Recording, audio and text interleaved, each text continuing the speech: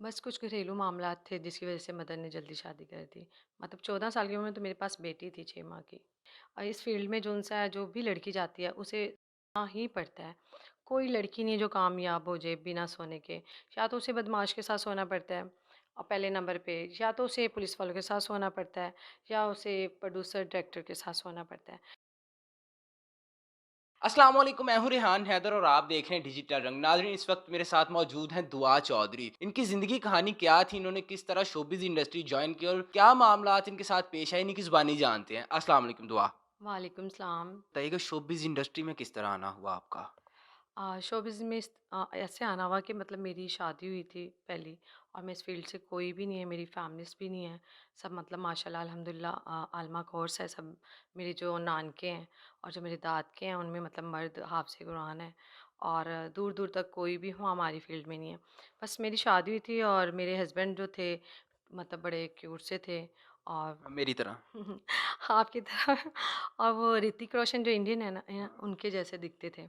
और वो 7 क्लास में पढ़ रहे थे, और उनकी बड़ी कम एज थी और मेरी भी बड़ी कम एज थी। हमारे कितनी एज थी आप दोनों की? उनकी होगी कोई 15, और मेरी होगी तकरीबन यही कोई 13 साल, 14 साल। 13 साल की बच्ची तो बालिग भी नहीं होती, तो आप कह रहे हैं कि बड़ी मज़हबी सी फैमिली थी। किस तरह से आपकी शादी कर दी इन्होंने? बस कुछ घरेलू मामलात थे जिसकी वज़ह से मदर ने जल्दी शादी कर दी। मतलब 14 साल की उम्र में तो मेरे पास बेटी थी 6 माह की।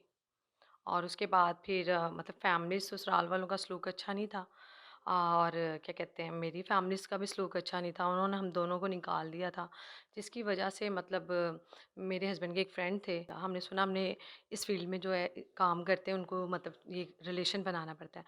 उन्होंने कहा टीवी के काम में आपको कोई रिलेशन नहीं बनाना पड़ेगा, मैं हूँ आपके साथ। इस तरह से आपने फिर शोबिज़ जॉइन कर लिया। हाँ जी, भी हमने जॉइन कर लिया। उसके बाद फिर हम फैशन शो वगैरह करते थे। मतलब इसी तरह करते हुए फिर मेरे घर ना 7 6-7 साल बाद बेटा हो गया, जिसकी वजह से मैं हेल्दी हो गई। फिर मैं घर बैठ गई। उसके बाद फिर मैंने स्टेज पे मतलब मेरे हस्बैंड भी मुझे कहते थे, "आप बेकार हो गई हैं, मैं करोड़ों का लड़का हूँ, मैं मतलब मुझे शादी करने दें दूसरी।" मैंने कहा, "नहीं, मैं 2 बच्चे हो गए, मैंने घर बना दिया है। आपने मेरे साथ मेहनत की है, इसमें कोई शक नहीं।" मैं डायरेक्ट खुद से काम करना स्टार्ट हुई, और मेरा बड़ा नाम बन गया। 6 माह में मतलब आप समझ लें कि मैं फ़ेमस हो गई। लाहौर की दुआ चौधरी मैं थी, और मुल्तान की दुआ चौधरी वो दुआ कुरैशी थी, और उसके बाद दुआ चौधरी लाहौर की मैं थी। उसके बाद बहुत फ़ेमस हुई। उसके बाद मैंने स्टेज किया, फिर मैंने मूवीज़ करने शुरू कर दी, पश्तो मूवीज़ की, उर्दू की। और जब मैं ये कर ही रही थी, और समझ लें कि मतलब मैं दिनों में मतलब माशाल्लाह गाड़ी हर चीज़ मेरे पास आ गई 2, और जो मैंने पहले कमाया था वो तो मैंने पहले प्रॉपर्टीज़ में लगा दिया था। सुना जाता है कि थिएटर की जो लड़की होती है वो दिनों में गाड़ियाँ किस तरह से बना लेती हैं। तो मुझे बताइएगा क्या ये भी वही मामलात थे? नहीं ऐसा नहीं था, क्योंकि बस अल्लाह का बहुत करम था। कोई बिलीव नहीं करेगा इस बात पे। इस फील्ड में जो-सा जो भी लड़की जाती है उसे करना ही पड़ता है। कोई लड़की नहीं है जो कामयाब हो जाए बिना सोने के। या तो उसे बदमाश के साथ सोना पड़ता है पहले नंबर पे, या तो उसे पुलिस वालों के साथ सोना पड़ता है, या उसे प्रोड्यूसर डायरेक्टर के साथ सोना पड़ता है। वहाँ पे इस काम के बगैर तो कोई भी नहीं है। चाहे माइंड करें एक्टर जो भी हैं, लड़कियाँ हैं, लड़के हैं। जो सच है मैं वो बताऊँगी, इसलिए कि जो आने वाली जो लड़की है, जो नई लड़की हैं, जो शरीफ घर की हैं, वो हमारी तरह बर्बाद ना हो, हमारी तरह वो बेवकूफ़ ना बने। वो अगर आएँ तो उन्हें काम का मतलब समझ आए कि कहाँ से हमने स्टार्ट करना है। ए से स्टार्ट करना है, वो ये ना ज़ी से स्टार्ट कर रही हूँ बेचारी। तो मुझे बताइएगा क्या आपको भी इस तरह की ऑफ़र्स होती रही हैं? बहुत सी ऑफ़र आई। पहले ड्रामे में माशाल्लाह मुझे काम भी मिलना शुरू हो गया। काफ़ी प्रोड्यूसर, डायरेक्टर, मेरा गाना भी अच्छा, क्योंकि ये जो निदा चौधरी के डांसर लड़के हैं वो उस्ताद हमारे एक ही थे। उन्होंने भी मेरे पे मेहनत की थी। क्या करना है वो क्या बताते हैं वो बताएँ हमें? कि जिस्म के हर तरह के जो हिस्से हैं उन्हें हिलाया जाता है। औरत ज़ात बेचारी को इतना मजबूर किया जाता है, बेचारी अपने घर से किस तरह कमाने निकलती है। देखिए किसी औरत का दिल नहीं करता कि वो अपने जिस्म के पार्ट्स हिलाए, अपनी बॉडी हिलाए, और मतलब पब्लिक को खुश करे। ऐसी क्या मजबूरियाँ होती हैं जो ये सब करने पर मजबूर कर देती हैं? देखिए, एक तो कुछ लोग घर से माली हालात ख़राब होते हैं, स्टडी नहीं होती इतनी, ठीक है? और पढ़ी लिखी नहीं होती बेचारी। अगर वो किसी कोठी में काम करें, तो वहाँ पे भी जाने से पहले आपको पता है कि जो मालिक होता है, बेगम घर में होती है, रूम में होती है, तो मालिक जो होता है, वो आते साथ काम वाली बेचारी को हाथ टच करता है। बेचारी वो वैसे भी नहीं कमा सकती। फैक्ट्री में जाती है तो उधर सुपरवाइज़र और उसको मतलब लोग नहीं मतलब रहने देते। वहाँ पे भी गलत काम कहा जाता है। नर्स देख लें, कहीं भी आप देख लें। तो कहने का मतलब है फिर भी बेचारी सोचती है कि क्यों ना हम लंबे शॉर्टकट काम करें और हम दस्ती-दस्ती अमीर हों। और आपने क्या सोचा? मैंने भी यही सोचा कि मैं स्टेज करूँगी, मेरा एक नाम हो जाएगा और मतलब मैं समझती थी कि मैं भी अमीर होंगी, नरगिस जी जैसी होंगी। मगर जब मैं इन हुई, ड्रामे में काम करना स्टार्ट हुई, मैं समझती थी कि पेमेंट जोन-सी है, प्रोड्यूसर और डायरेक्टर देते हैं। इन हुई तो तब पता चला कि मतलब औरत को सोना पड़ता है स्टेज आर्टिस्ट को। फिर उसे मतलब उसके वो बिकती है फिर। किस ड्रा तरह से? वो जब स्टेज पे काम करती है, उसकी बॉडी उसका फिगर अच्छा होगा, ठीक है, उसका फिगर मतलब वो मतलब जो गंदे सीन कर रही होगी, गंदे स्टेप लगेगी, उसकी रात का फिर मतलब कहेंगे कि इसको रात को भेजें आप। क्योंकि हमारे शो बिज़नेस में जानते हैं कि कुछ ऐसे लोग हैं जो प्राइवेट्स काम करवाते हैं आर्टिस्ट को।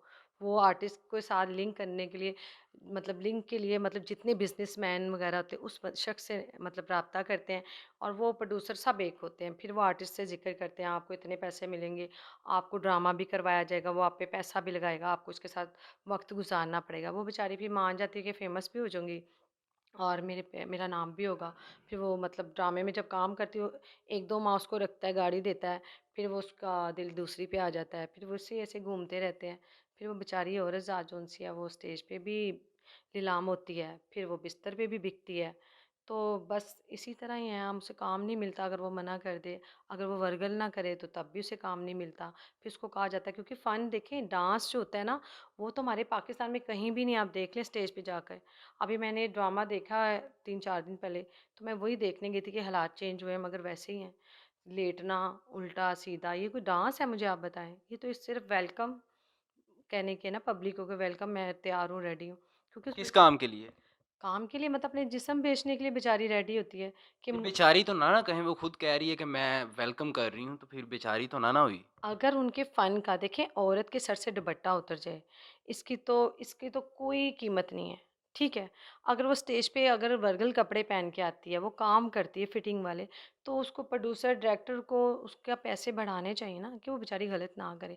अब 10-15 हज़ार रुपए में, 30 हज़ार रुपए में बंदी काम करती है, 16 दिन और उसका ड्रेस ही 20 हज़ार, 25 हज़ार का होता है। फिर उसको आप कितने में काम करती थीं? तब मैं 70-80 लेती थी, स्टार्ट में। बाहर के मुल्क भी फ्रेंड होते थे, वो फिर पैसे भेजते थे लाख-लाख, 2-2 लाख रुपया।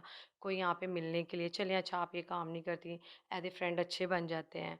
आप बताएँ ये वो मतलब गिफ्ट भेज देने, पैसे भेज देने, अकाउंट नंबर पूछना, लाख-लाख, 2-2 लाख रुपया। कुछ लोग तो मतलब मुझे बिज़नेस करवाने के लिए भी पैसे भेजे मगर मैंने लिए नहीं क्योंकि मेरे हस्बैंड कहते थे, हमने किसी से इतना पैसा नहीं लेना कि जो हमारे दुश्मन बन जाए। क्योंकि जब किस्मत यानी कि लेना है लेकिन इतना नहीं लेना, खाएँ यानी कि अंडा खाते रहें, मुर्गी ना खाएँ। देखिए क्या हम ये सच है? हाँ, ये सच है मगर बात ये है कि अगर हम किसी के जज़्बातों को खेल के उससे पैसा खाते हैं कि आप दें मैं आपके साथ सोऊँगी, बैठूँगी, तो वो तो फिर मुझे मार ही देगा ना। क्योंकि जब मैं किस्मत बेग जब कत्ल हुई, उनके बाद मैं ड्रामा में इन हुई। क्योंकि जब मैं इन हुई तो सबने कहा किस्मत बेग 2 आ गई मतलब मेरी बहुत लुक स्टेज पे उनके जैसी हाँ दिखती। जी, मुझे भी लग रही हैं आप। तो सब मुझे कहते थे, तब मैंने स्टाइल, कलर बालों का वैसे ही था मेरा। तो मैंने जब उनको देखा ना तो मैं डर गई थी कि मतलब किसी को लूटना नहीं है। क्या कहना चाहेंगी उन लड़कियों के नाम जो इस शोबिज़ की रंगीनियों को देखते हुए इस इंडस्ट्री में आना चाहती हैं? मैं तो ये कहूँगी कि मतलब आप जो-सा है अपना काम स्टेज की तरफ मत आएँ। स्टेज बहुत गंदी जगह है। हम लोग तो आ चुके हैं, यहाँ से निकलना बहुत मुश्किल है क्योंकि हमने एक अच्छी बीवी और एक अच्छी माँ भी बनना है और ये जो-सी फ़ील्ड है हमें ना एक माँ बनने देगी अच्छी, ना बीवी अच्छी बनने देगी, ना अच्छी बहू बनने देगी। ठीक है? आप काम जो भी कर रहे हैं, टीवी का, ड्रामों का काम करें, मूवीज़ का काम करें, मॉडलिंग करें, स्टेज ना करें। स्टेज पे मतलब बहुत नंगा औरत को समझते हैं। और यही मैसेज है कि आप प्रोड्यूसर डायरेक्टर से बिल्कुल ना डरें।